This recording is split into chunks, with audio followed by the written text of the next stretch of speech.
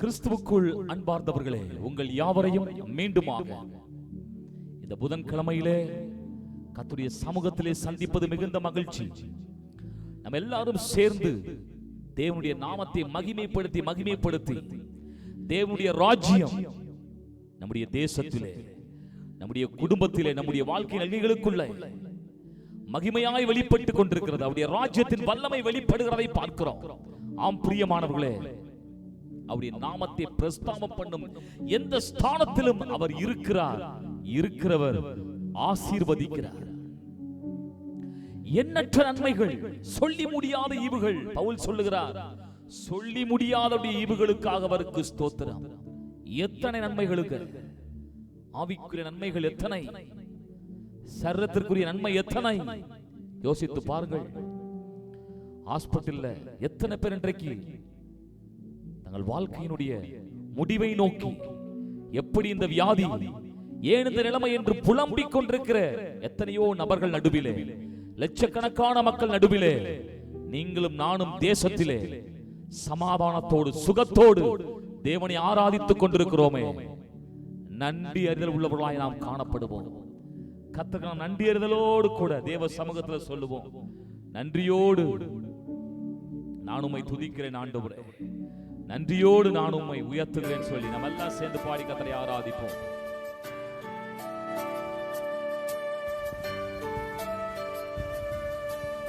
நன்றியோடு நான் பாடுவேன்.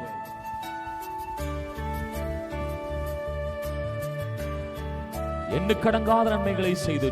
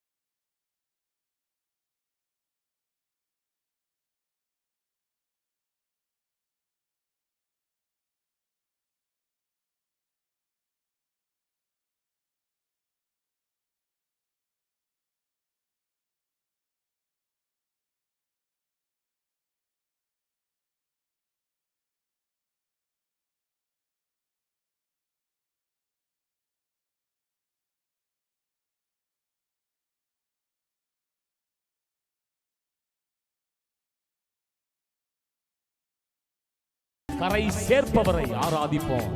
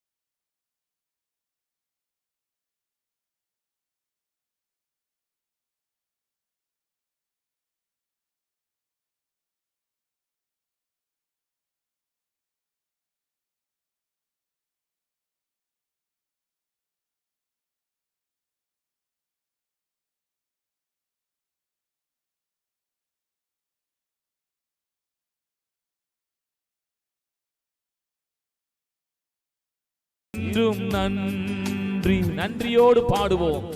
ஆண்டவரை பார்த்து நன்றியோடு நான் துதி பாடுவேன். எந்தன் இயேசுராஜனே, எனக்காய் நீ செய்திட்ட நன்மைக்காய் நன்றி. என்றுமே நன்றி கூறுவேன். நினைக்காத நன்மைகள் எல்லாம் செய்தீரே. ஆண்டவரை பார்த்து சொல்லுவோம். நினைக்காத நன்மைகள் அளித்தவரே, உமக்கென்றுமே துதியே. சொல்லுங்க ஆண்டவரை பார்த்து. நினைக்காத நன்மைகள் அளித்தவரே, உமக்கென்றுமே துதியே. அவருடைய நாமத்துல எல்லா முழங்கால்களும் முடங்கும், நாவுகள் யாவும் அறிக்கை செய்யும். அந்த நாமம் துதிகளுக்கு பாத்திரமானது. எல்லா நாமங்களுக்கும் மேலாக அவருடைய நாமத்தை அவர் உயர்த்தினார். துரைத்தனங்கள், அதிகாரங்கள் எல்லாவற்றுக்கும் மேலாக இயேசுவின் நாமம். ஆகவே தான் இயேசு சொன்னார், வானத்திலும் பூமியிலும் சகல அதிகாரம் எனக்கு கொடுக்கப்பட்டிருக்கிறதாம். பிரியமானவர்களே, இந்த பூமிக்குரிய ராஜ்யங்களுக்கு அல்ல, ராஜாக்களுக்கு, அதிகாரிகளுக்கு அல்ல, இந்த உலகத்தின் அதிபதியான சாத்தானுக்கு அல்ல, இந்த உலகத்தின் மனிதர்களுக்கு அல்ல, சகல அதிகாரமும் சகல வல்லமையும் நம்முடைய ஆண்டவருடைய கரத்திலே இருக்கிறது. எத்தனை பேர் சொல்ல முடியும்? முழங்கால்கள் யாவுமே முடங்கிடுமே உந்தன் திவ்ய பிரசன்னத்திலே. சொல்லுங்க சொல்லுங்க. முழங்கால்கள் யாவுமே முடங்கிடுமே உந்தன் திவ்ய பிரசன்னத்திலே. எதனால தெரியுமா? முற்றும் மூடிய என்னை காப்பவரே, உமக்கென்றுமே துதியே. சொல்லலாம் ஆண்டவரை பார்த்து. முற்றும் மூடிய என்னை காப்பவரே, உமக்கென்றுமே துதியே. பிரியமானவர்களே, யூதா எழுதுகிறார், வலுவாதபடி நம்மை காத்து தம்முடைய மகிமை உள்ள சன்னிதானத்திலே கொண்டு போய் சேர்த்து நம்மை மாசில்லாதவர்களாய், கரைதிரை இல்லாதவர்களாய் நிறுத்துகிற நம்முடைய தேவன். ஏனென்றால் அவர் ஒருவரே ஞானம் உள்ளவர், அவர் ஒருவரே வல்லமை உள்ளவர். அவருக்கு துதியையும் கனத்தையும் மகிமையும் செலுத்துவோம். அவரே சர்வ ஞானியாய் இருக்கிறார், அவரே சர்வ வல்லமை உள்ளவராய் இருக்கிறார். ஆண்டவரை பார்த்து சொல்லுவோம். முற்றும் மூடிய என்னை காப்பவரே, உமக்கென்றுமே துதியே. முற்றும் மூடிய என்னை காப்பவரே. ஆமாப்பா, எங்களை கரை சேர்க்க வருகிறவர் நீர் அல்லவா? ஆண்டவரை பார்த்து எப்படி சொல்லுங்க. ஆண்டவரே, நீங்க இல்லாம நாங்க இல்ல. ஆண்டவரே, உம்முடைய வல்லமை இல்லாம, கிருபை இல்லாம, நீங்க இல்லாம நாங்க இல்லப்பா. ஆகவே தேவ சமூகத்துல சொல்லி இன்னும் அதிகமாய் அவரை ஆராதித்து பாடுவோம். அவருடைய சமூகத்துல சொல்லுவோம், நீங்க இல்லாம நாங்க இல்ல. உங்க பிரசன்னம் இல்லாம, உங்க வல்லமை இல்லாம நாங்க இல்லவே இல்லை. அப்பா, உம்முடைய பிரசன்னமும் உம்முடைய வல்லமையுமே எங்களது மகிமை. ஆண்டவரே, எங்கள் முகவரி. தேவ சமூகத்துல எல்லாம் சொல்லி பாடலாமா? நீர் இல்லாமல் நான் இல்லையே, நீங்க சொல்லாமல் உயர்வு இல்லை. நீங்க தான் எங்க முகவரி, உங்க பிரசன்னம் தான் எங்க முகவரி. இதுவரைக்கும் நடத்தினவர் இனிமேலும் நடத்துவார். எல்லாம் சேர்ந்து பாடி இந்த வார்த்தைகளை சொல்லி கர்த்தரை ஆராதிக்கலாம். வாருங்கள், சேர்ந்து அவருடைய நாமத்தை உயர்த்துவோம். இல்லாமல் நான் இல்லையே, நீ சொல்லாமல் உயர்வு இல்லையே. நீர் இல்லாமல் நான் இல்லையே, நீ சொல்லாமல் உயர்வு இல்லையே. உம் பிரசன்னம் தான் எனது முகவரி, உம் பிரசன்னம் தான் எனது தகுதி. உங்க பிரசன்னம் தான் எனது முகவரி, உங்க பிரசன்னம் தான் எனது தகுதி. அழைத்த நாள் முதல் இதுவரை என்னை விலகாத வாக்குத்தத்தம் பிரசன்னமே. உடைந்த நாட்களில் கூடவே இருந்து சுகமாக்கும் மருத்துவம். உணர்ந்து பாடலாமா மீண்டுமாய்? அழைத்த நாள் முதல் இதுவரை என்னை விலகாத வாக்குத்தத்தம் பிரசன்னமே. உடைந்த நாட்களில் கூடவே இருந்து சுகமாக்கும் மருத்துவம் பிரசன்னமே. விலை போகா என்னையும் மலை மேலே நிறுத்தி அழகு பார்ப்பதும் பிரசன்னமே. விலை போகா என்னையும் மலை மேலே நிறுத்தி அழகு பார்ப்பதும் பிரசன்னமே. உம் பிரசன்னம் தான் எனது முக. சொல்லுங்க சொல்லுங்க. உம் பிரசன்னம் தான் எனது தகுதி, உங்க பிரசன்னம் தான் எனது முகவரி, உம் பிரசன்னம் தான் எனது தகுதி. பவுல் சொல்லுகிறார், இந்த உலகத்திலே அவரால் தெரிந்து கொள்ளப்பட்ட நான் இந்த உலகத்தில் உள்ளவர்களைப் போல ஞானிகள் அல்ல, பலவான்கள் அல்ல, ஏதோ உள்ளதென்று சொல்வதற்கு ஒன்றுமில்ல. உங்க பிரசன்னம் தான், நீரே எங்கள் தகுதி. கர்த்தருடைய சமூகத்தில் சொல்லி பாடலாம். கல்வி அறிவு பல்கலை சான்று இல்லாமல் பயன்படுத்துகிறது. ஓ ஜீசஸ், கல்வி அறிவும் பல்கலை சான்றும் இல்லாமல் பயன்படுத்தும் பிரசன்னமே. அழைக்கப்பட்டே நியமிக்கப்பட்டே நிரூபிப்பதும் உங்க பிரசன்ன. சொல்லுங்க சொல்லுங்க. கல்வி அறிவும் பல்கலை சான்றும் இல்லாமல் பயன்படுத்தும் பிரசன்னமே. அழைக்கப்பட்டே நியமிக்கப்பட்டே நிரூபிப்பதும் உங்க பிரசன்னமே. பிற பாஷை பேசுவோ பிற தேசம் வாழுவோ என்னை வேண்டி கேட்பதும் பிரசன்னமே. பிற பாஷை பேசுவோ பிற தேசம் வாழுவோ என்னை வேண்டி கேட்பதும் பிரசன்னமே. உம் பிரசன்னம் தான் எனது முகவரி, உம் பிரசன்னம் தான் எனது தகுதி. சொல்லுவோம். உம் பிரசன்னம் தான் எனது முகவரி, உம் பிரசன்னம் தான் எனது தகுதி. நீர் இல்லாமல் நான் இல்லையே, சொல்லாமல் உயர்வு இல்லையே. நீர் இல்லாமல் நான் இல்லையே, நீ சொல்லாமல் உயர்வு இல்லையே. பிரசன்னம் தான். சொல்லி கர்த்தரை உயர்த்துங்க. அவர்தான் நமது முகவரி. இந்த அடையாளம் அவராலே வந்தது, இந்த உயர்வு அவராலே வந்தது. அவர் இல்லாமல் நாம் இல்லை. ஹல்லேலூயா. உம் பிரசன்னம் தான் எனது தகுதி, உம் பிரசன்னம் தான் எனது முகவரி, உம் பிரசன்னம் தான் எனது. சொல்லுங்க. அபிஷேகம் தான், அபிஷேகம் தான் எனது முகவரி, உம் பிரசன்னம் தான் எனது. இயேசுவே நீதான் எங்கள் முகவரி,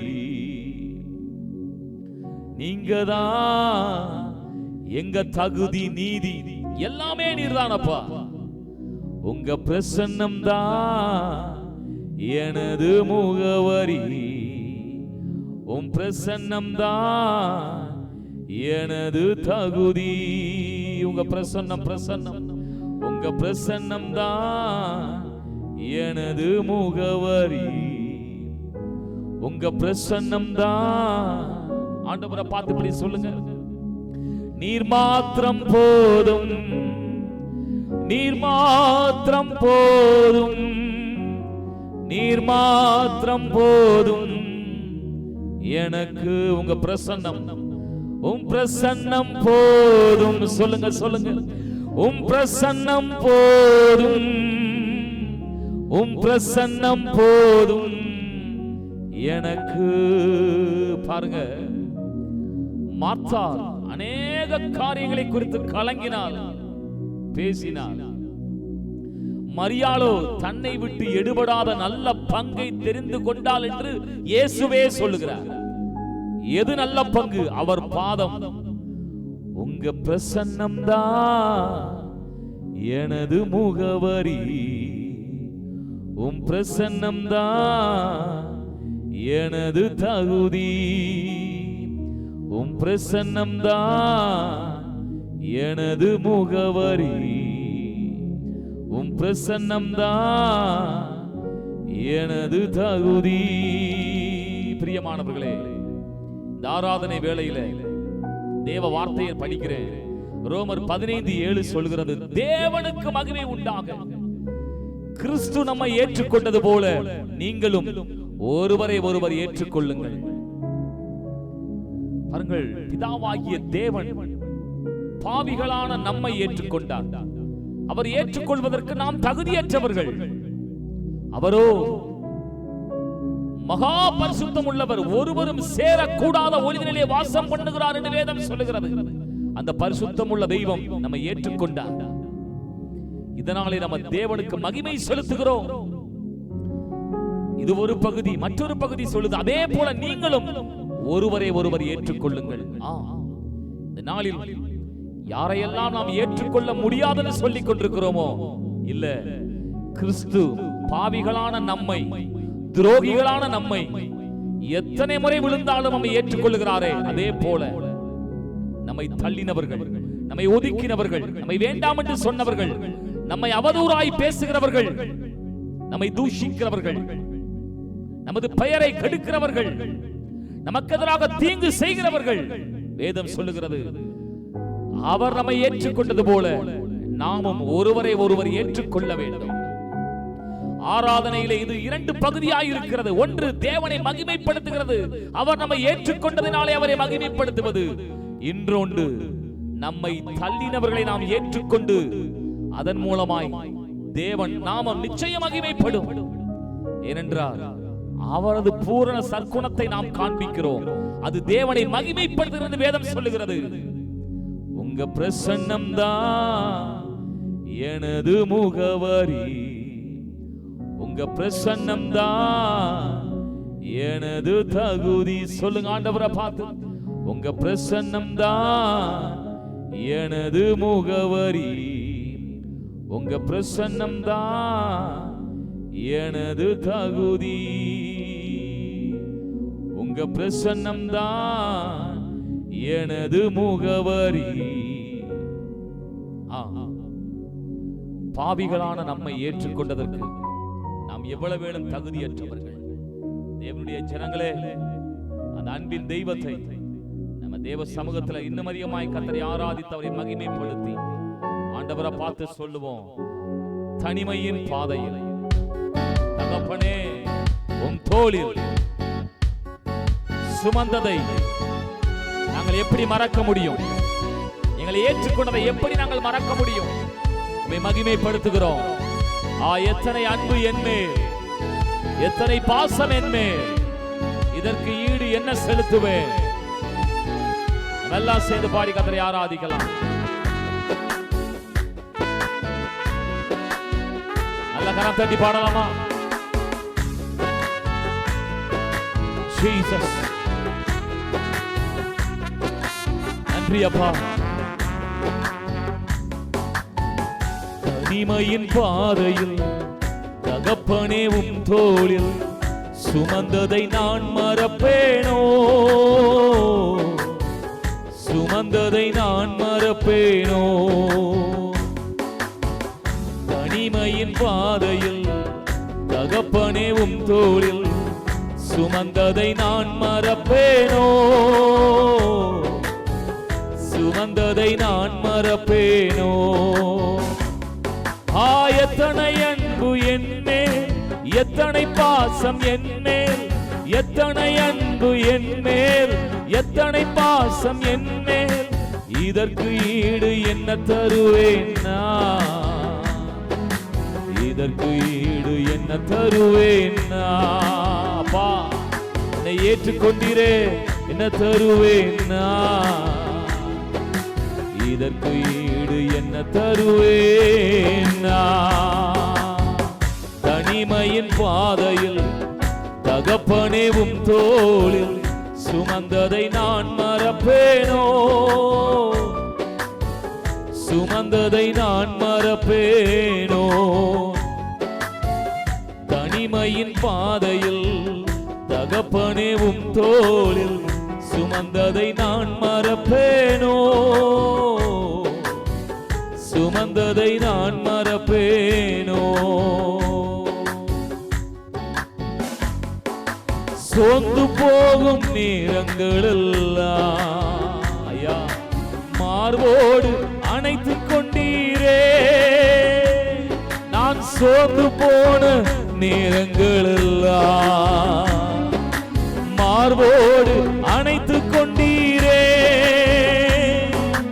கண்ணீரை கணக்கில் வைத்தீரே.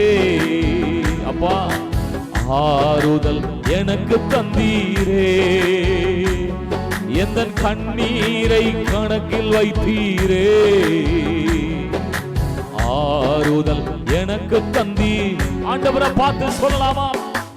எத்தனை அன்பு என்மேல், நம்மை ஏற்றுக்கொண்ட தெய்வத்தை மகிமை செலுத்தி என்மேல் எத்தனை பாசம் என்மேல், இதற்கு ஈடு என்ன தருவேன் நான்?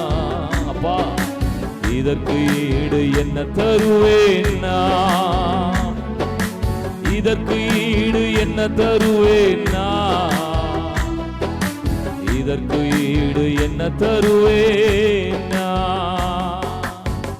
தனிமையின் பாதையில் தகப்பனே உம் தோளில் சுமந்ததை நான் மறப்பேனோ? சுமந்ததை நான் மறப்பேனோ? தனிமையின் பாதையில் தகப்பனே உம் தோளில் சுமந்ததை நான் மறப்பேனோ? சுமந்ததை நான் மறப்பேனோ? உடைக்கப்பட்ட நேரங்களெல்லாம் அடைக்கலம் எனக்கு தந்தீரே. சொல்லுவோம். உடைக்கப்பட்ட நேரங்களெல்லாம் அடைக்கலம் எனக்கு தந்தீரே. தடுமாறும் வேளையிலெல்லாம் தகப்பன் போல தோளில் சுமந்தீரே. தடுமாறும் நேரத்திலெல்லாம் தகப்பன் போல சுமந்து சென்றீர். ஆண்டவரை பார்த்து சொல்லுங்க. எத்தனை அன்பு! தேவனுக்கு மகிமை உண்டாக. பிதாவாகிய தேவன் நம்மை ஏற்றுக்கொண்டார். அவருக்கு மகிமை செலுத்து. என்மேல் இதற்கு ஈடு என்ன தருவேன் நான்? இதற்கு ஈடு என்ன தருவேன் நான்? இதற்கு ஈடு என்ன தருவேன் நான்? இதற்கு ஈடு என்ன தருவேன் நான்? தனிமையின் பாதையில் தகப்பனே உம் தோளில் சுமந்ததை நான் மறப்பேனோ? சுமந்ததை நான் மறப்பேனோ? தனிமையின் பாதையில் தகப்பனே உம் தோளில் சுமந்ததை நான் மறப்பேனோ? சுமந்ததை நான் மறப்பேனோ?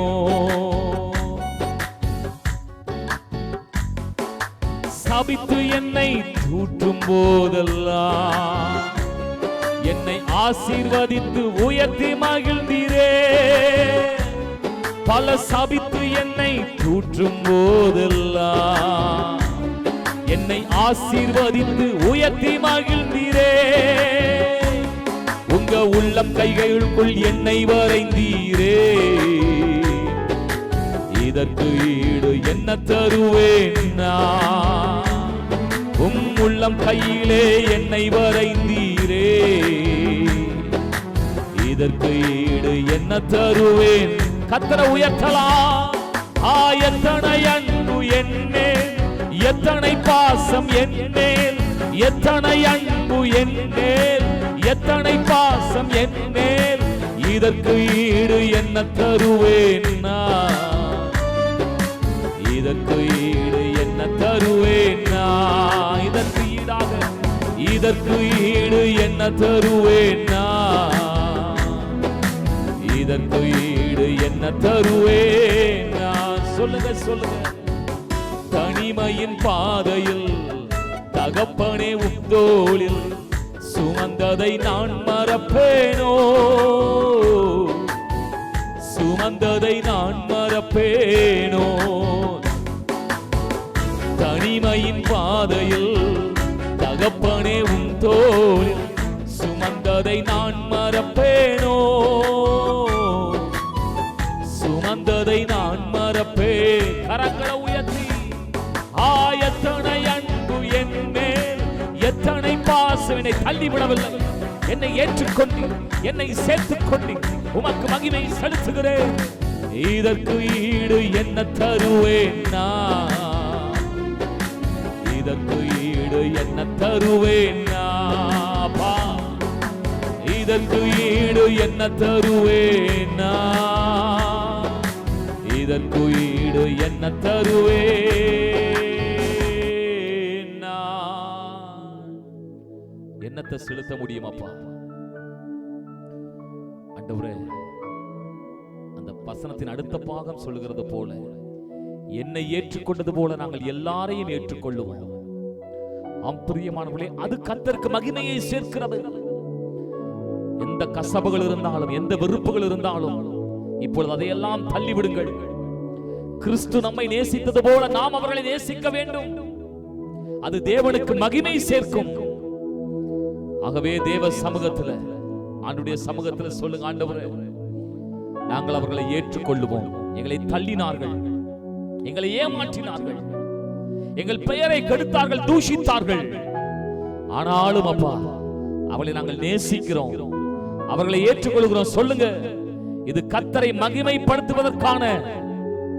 பாருங்க, எபிரேயர்ல படிக்கிறோம், கர்த்தர் 2 பலிகளின் மேலே பிரியமாயிருக்கிறார். ஒன்று